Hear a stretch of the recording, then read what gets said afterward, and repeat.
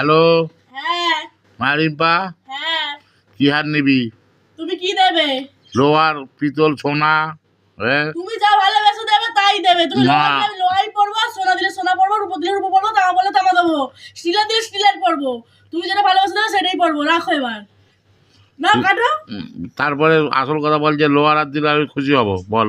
আচ্ছা তুমি যা ভালোবেসে দেবে তাতে আমি না খুশি না, হবো। তুই আসল কথা বল।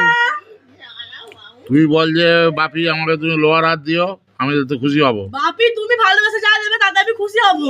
না, আসল কথা বল। হ্যাঁ তুই আসল কথা বল। কি বলবো? বল বাপি লোহার যদি দাও খুশি হব। বাপি যদি তুমি লোহা দিয়ে যদি তুমি খুশি হও তাহলে আমিও খুশি হবো। ব্যাস।